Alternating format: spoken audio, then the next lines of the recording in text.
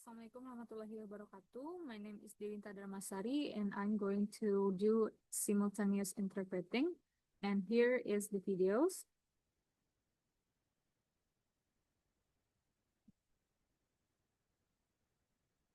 I want to start Saya ingin mulai dengan pertanyaan, technology in the teknologi di classroom. dalam kelas, Is it apakah better itu or lebih baik worse? atau lebih buruk bagi siswa kita hari And I ini? want to kind of get Dan to saya that ingin mendapatkan side wawasan of dari kalian. let's see Jadi, thumbs up mari kita lihat, if cuma technology jempol ke in atas class jika Anda berpikir more beneficial. teknologi dalam kelas lebih manfaat bagi siswa.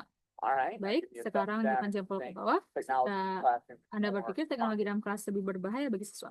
Okay. Oke, Get you guys this side. senang mendapat wawasan kalian. Listen, Dengar, little secret. rahasia kecil yang harus saya akui, saya telah mengajar sekolah menengah selama 5 tahun and I have sekarang. no idea Dan saya tidak whether tahu technology apakah in teknologi class dalam kelas is the best adalah hal in yang the world. terbaik di dunia So, atau bukan. example, Jadi, I'm having sebagai contoh, jika saya minta siswa cell phone. menggunakan ponsel untuk melakukan I'm always penelitian, impressed. saya selalu terkesan ketika Yeah. saya melihat anak yang buka banyak tab, Cross-reference. mereka saling memandikan sumber dengan mengutip informasi pada saat yang sama. Wow. Dan saya berpikir, wow, teknologi dalam kelas What a value. sungguh alat yang But berharga. then the Tapi kid kemudian Anda melihat anak yang streaming Netflix TikTok in atau class, menambah I think, TikTok di tengah kelas, wow, dan saya technology berpikir, in wow, class teknologi dalam kelas sungguh gangguan is tidak. great.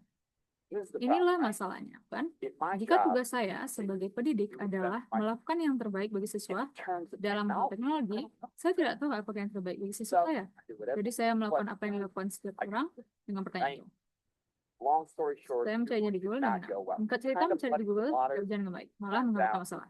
School Ternyata technology. jika Anda mencari teknologi dalam pendidikan, You're going to find Anda hundreds akan of menemukan ratusan artikel yang dapat secara meyakinkan memperdebatkan kedua sisi dari setiap sudut. Jadi harus diakui tidak ada bantuan di sana. Tapi poin pentingnya adalah topik ini bisa diperdebatkan, bukan? Dan jika itu dapat diperdebatkan, terlepas dari elemen-elemen yang tak terhitung dan potong-potongan yang hilang dari teknologi itu, ada 3 hal yang kita tahu benar tentang teknologi sehubungan dengan siswa kita. Nomor 1, kita tahu bahwa teknologi bisa membahayakan. Sekolah menghadapi hal-hal seperti cyberbullying, teknologi dapat membawa masalah dari luar kelas ke dalam kelas, entah itu ketidakjujuran akademik, kan? Teknologi bisa membuatnya lebih mudah untuk menyontek. Itu benar. Dan bukti terbaru menunjukkan bahwa teknologi bahkan dapat meniru gejala kecanduan yang mengkhawatirkan karena banyak alasan. Tapi bagaimanapun, kita tahu bahwa teknologi adalah ladang ranjau dan kita harus berhati-hati. Hal kedua yang kita tahu, teknologi bisa sangat berharga. Itu dapat memajukan pelajaran siswa dengan cara yang tidak akan pernah bisa ditiru oleh guru atau sekolah manapun. Itu dapat bertindak sebagai wadah informasi yang luas, yang tidak hanya dapat mengubah ahli menjadi orang awam, atau orang awam menjadi ahli, tetapi dapat melakukannya dengan beberapa jentikan ujar, kan? Jadi, nomor 2, kita tahu teknologi bisa sangat bermanfaat.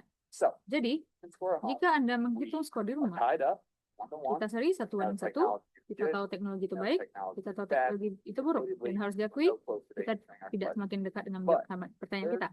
Tapi poin ketiga yang kita tahu, benar tentang teknologi membantu menjernihkannya sedikit. Hal ketiga yang kita tahu adalah bahwa teknologi tidak melambat. Faktanya, teknologi sangat cepat. Namun untuk mengatakan bahwa teknologi dalam mode sesaat seperti flipping tidak memiliki tanggal kadaluarsa dan tidak akan hilang kemana-mana. Dan jika itu masalahnya, Anda adalah siswa di tahun 2019, adalah sekitar tahun 2000 yang membuat 100% siswa kita adalah generasi Gen Z. Sekarang, Gen Z paling sering disebut sebagai digital native. Menurut digital, istilah ini mengatakan semuanya, karena kualitas yang mendefinisikan mereka adalah fakta bahwa mereka tidak pernah mengalami 2 tanpa internet, tanpa ponsel, tanpa akses penuh di seluruh dunia. Dan jika itu masalahnya, maka itu berarti bagi siswa kita, teknologi kurang sebagai perangkat yang mereka miliki dan lebih sebagai lingkungan yang mereka tinggali, kan? Jadi secara hipotesis, jika sekolah mengalami masalah cyberbullying, katakanlah mereka mungkin memutuskan untuk melarang teknologi karena masalahnya jelas. Teknologi memiliki dampak negatif pada pembelajaran siswa, dan solusinya sederhana. Tidak ada teknologi berarti tidak ada masalah. Tetapi solusi ini hanya sementara. Jika Anda mempertimbangkan bahwa pada akhirnya bel akan bunyikan, dan pada saat itu siswa akan meninggalkan kelas, mereka akan membuka loker mereka akan mengambil ponsel mereka, dan mereka akan keluar dari gelembung keamanan itu.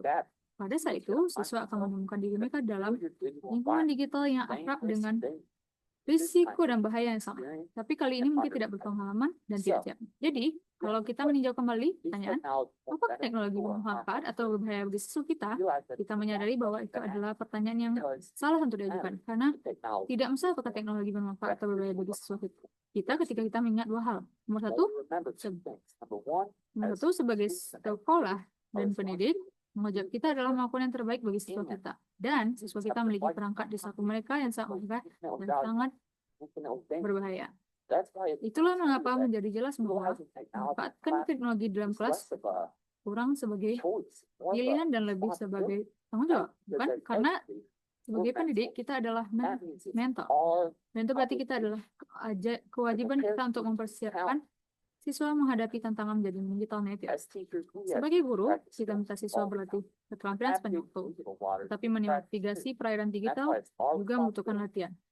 Dan itulah mengapa menjadi tanggung jawab kita untuk dapat memberikan siswa kesempatan untuk mengembangkan keterampilan literasi digital mereka dan menjadi pembelajar mandiri seumur hidup. Terima kasih. That's all from me. Assalamualaikum warahmatullahi wabarakatuh.